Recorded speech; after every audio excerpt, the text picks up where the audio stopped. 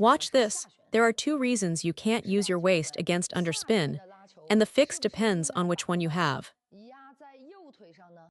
Let's talk about generating power on the forehand side, specifically the body mechanics for looping against backspin. I want to ask you a question first. Is your situation that you want to use your body to generate power but you just can't figure out how? Or is it that your body physically can't handle it, your knees hurt, your back aches, and you simply can't get into the positions required? These are two completely different problems, and we need to know which one we're solving.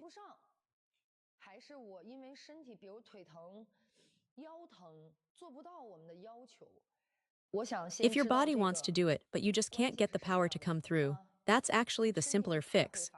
You just need to make this a deliberate focus in your practice, treat it as a priority to solve, and things will improve quickly.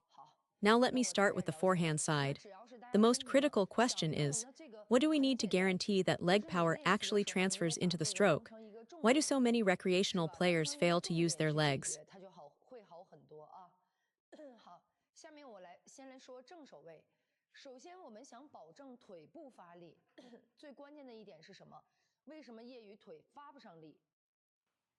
You've heard the phrase, power starts from the ground.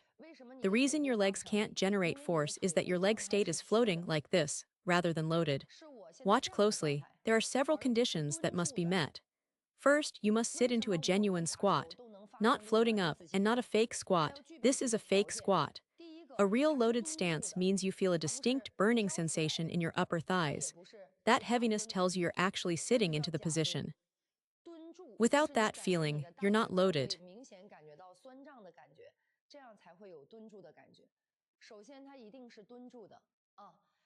Second, your knees must point outward, toes turned out. I've said this many times. Women especially tend to collapse inward. You must maintain this outward angle. Try it, your legs should feel extremely heavy and sore. Third, your upper body must lean forward. Watch. If my torso is upright like this, I'm sitting back.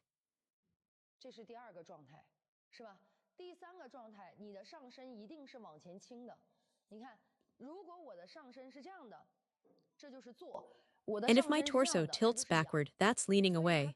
Your upper body must coordinate with your lower body, it must tilt forward. This is a baseline condition.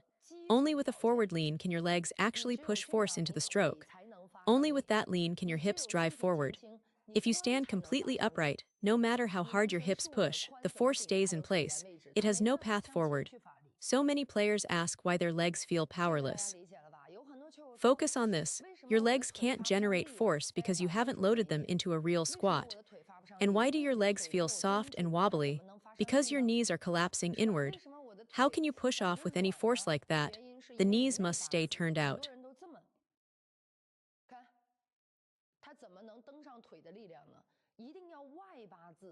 Only then will you feel the inner thigh engage and create real rotational torque.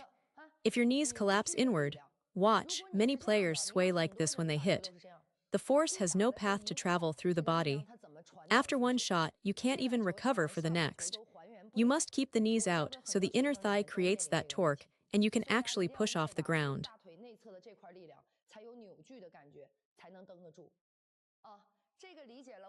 Next, why do some players never get body power into their forehand? Think about it.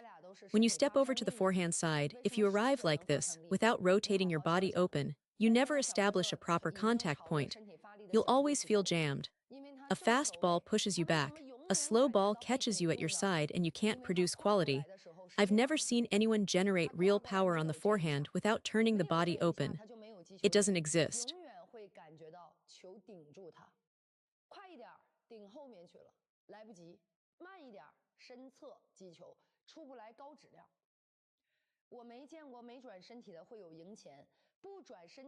Without that rotation, everything becomes upper arm lifting straight up. You can't step over and drive forward, you end up stepping over and swinging upward. That type of forehand can't generate power, can't find the right contact point. Fast balls jam you, slow balls leave you out of sync. Why must we rotate the body when moving to the forehand? First, it creates space for the contact point. Second, it lets the body and arm work together to generate force. Without that body rotation, your forehand will never produce high-quality shots. So here's the big takeaway. Most of you who can't use your body, the root cause is that when you move from backhand position to forehand position, you never open your body up. If the body doesn't open, nothing that follows can generate power. Watch this. When I move from backhand to forehand, the first thing that opens is my knee. If my knee points straight forward, my hip cannot rotate, it's locked. I put my hand here to show you the gate. Watch, only when I let the knee angle outward slightly does my hip immediately open up. Then I can drive it forward. If you arrive with your toe pointing straight ahead and try to force the hip, a professional might manage it, but for a recreational player, that puts stress on the knee, the meniscus area especially. So let it happen naturally.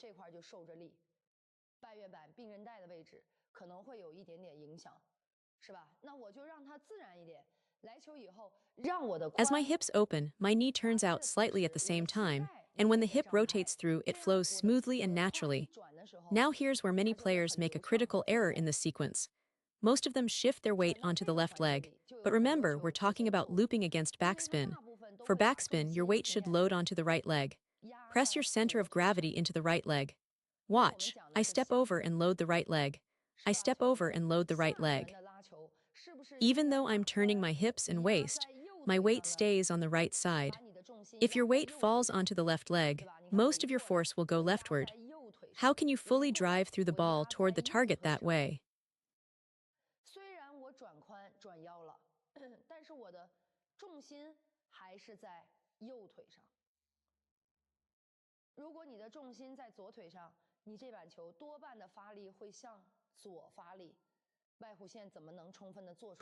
That last ball, you kept your center of gravity loaded on the right leg. Now, the first thing that happens naturally when you move to the forehand side is your weight drops onto the left leg. That's completely normal, but you have to consciously correct it.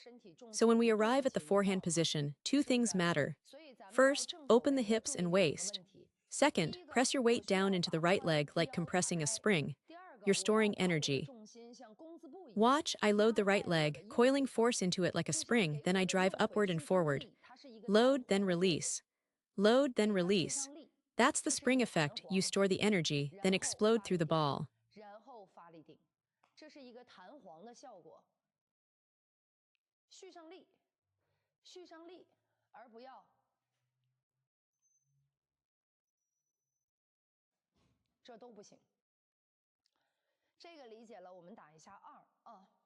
Now let's talk about the core, the midsection.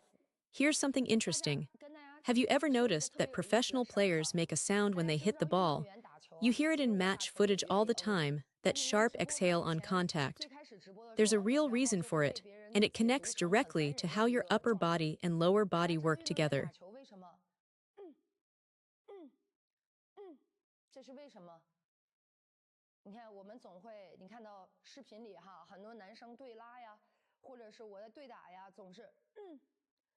That sound, that grunt, what is it doing?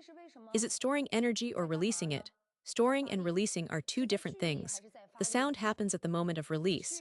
During training, especially when players loop continuously, you hear it clearly on every ball. Now let me explain what's happening in the abdomen. When the ball is coming toward you, there's actually a breathing component that very few coaches talk about. Let me break it down. When I loop the ball, watch, I exhale sharply at contact. Then when my opponent blocks it back, after that exhale, I need to recover my breath. I inhale through my nose, quickly, through the nose, not the mouth. Feel that rhythm.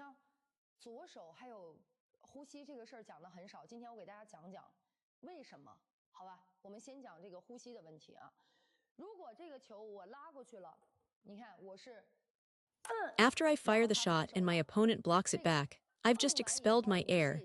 So during the ball's flight back toward me, that's when I breathe in, through the nose, a quick inhale. I won't breathe through my mouth. I draw air in through the nose like this. You use that incoming moment to recover your breath and prepare for the next shot.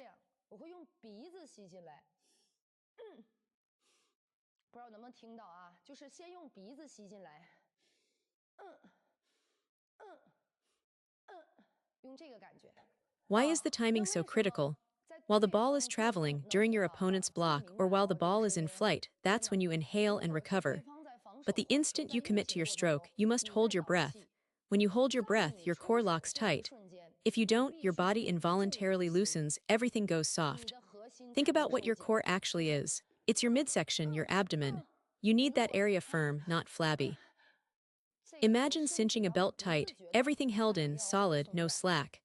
That firmness is what transfers your leg and hip power through to the ball. So the sequence is: breathe in while the ball travels, then at the moment of your backswing going into the stroke, lock the breath, tighten the core, and fire.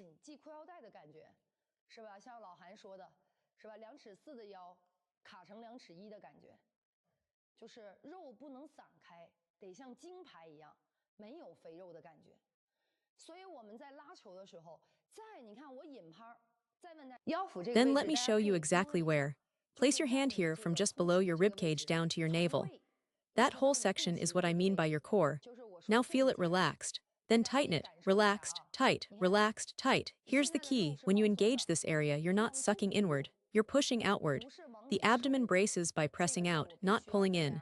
Pulling in is impossible to sustain under load. Pressing outward creates real structural tension. This outward bracing is the body state I use most in my backhand game.